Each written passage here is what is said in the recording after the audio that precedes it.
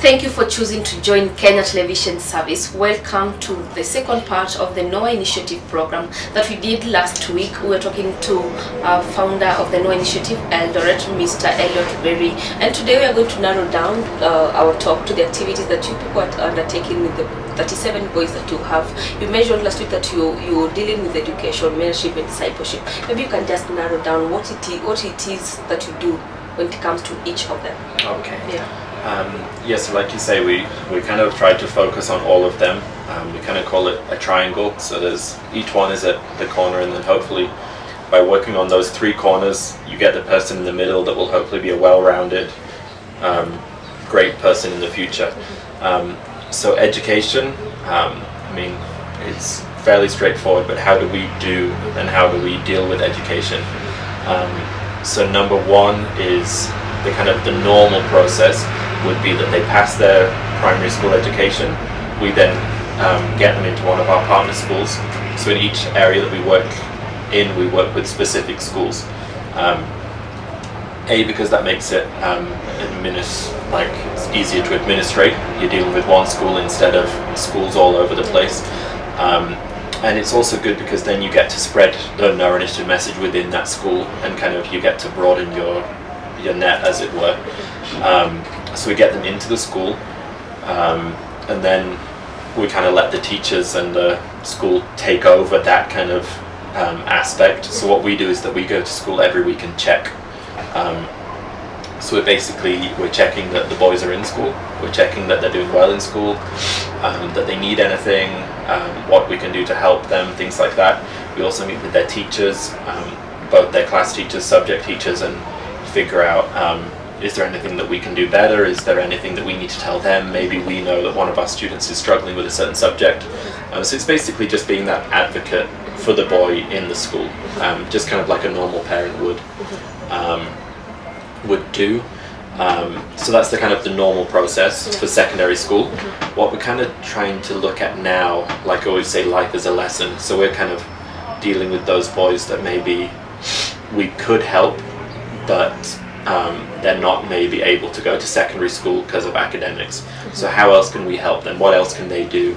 So we look at partnering them with local business people, or vocational trades and training. So for right now, we've partnered with one boy that we really wanted to take to secondary school. Great kid, great spark, but just completely failed his primary exams. So we were really disappointed and sat on it for 3 months, and then he actually came back. He took the initiative and said, is there any way that you could take me to do hands-on training? Yeah. And we were like, great, can we do that? We figured out a way to do it, so that's what he's doing now. We're really trying to figure out whether that's something that we can really develop, that okay, just because you didn't do good marks, can we still do something with you? So that's the side that we're trying to develop and bring up right now. Education is obviously very important, but it's not necessarily everything. I always find it very funny with education, because I didn't really like school. I wasn't the best at school, which is now funny because I was a teenage boy that hated school and didn't want to go to school, and now I'm running an organization, a founding organization that takes teenage boys to school. So I always say God has a sense of humor, especially with me in education. So that's how we deal with education at the first level. And then obviously if we take the main route, which is secondary school. So after secondary school, KCSE, how well did they do with that? So then after KCSE, we would then look at either exiting them out. So exiting them out would be to try and set them up in a small business, something that they can then start living by themselves, supporting themselves.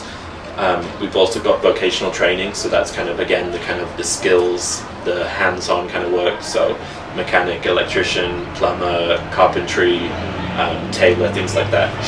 And then hopefully we'll also have those ones that we take to college. So that's the more middle level employment that we can hopefully take them to as well.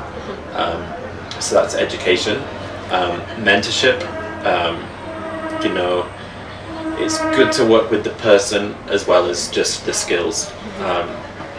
So working with the person with the mentorship that's basically just helping them to be the person that they can be, helping them to deal with their past, deal with their mistakes, deal with their futures, just kind of, bringing them up.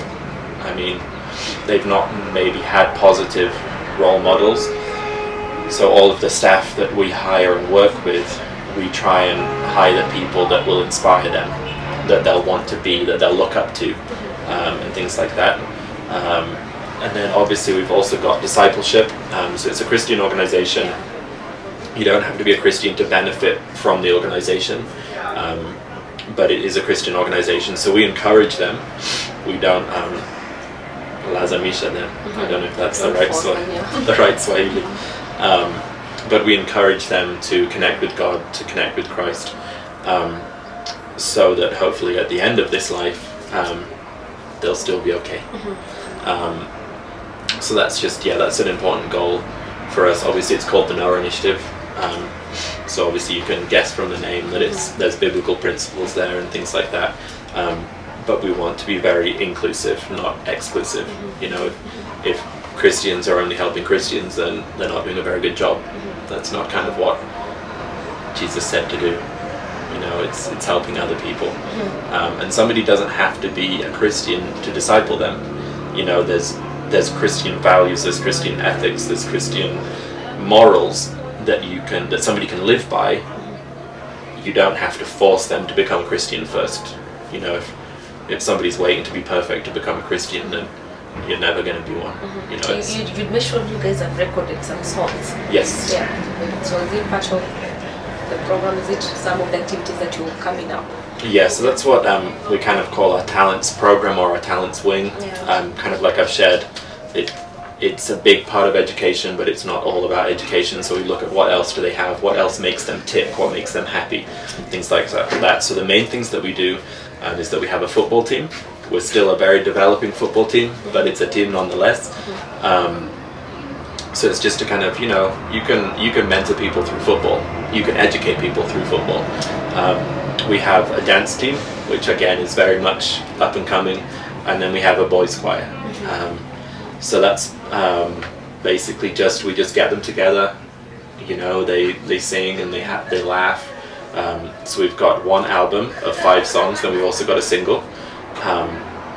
And that's most of it. I mean, there's a few songs that obviously you'd recognize, like This Little Light of Mine and things like that, but the ones that you wouldn't recognize on the album are actually songs that they've written, or at least come up with, like a lot of the words, a lot of the messages, and it's a way that they can express themselves and be who they are without necessarily writing it on a piece of paper or sitting in class. It's just a way that they can just be themselves, get their message out, let themselves be heard, and do it in a way that they feel comfortable with as well.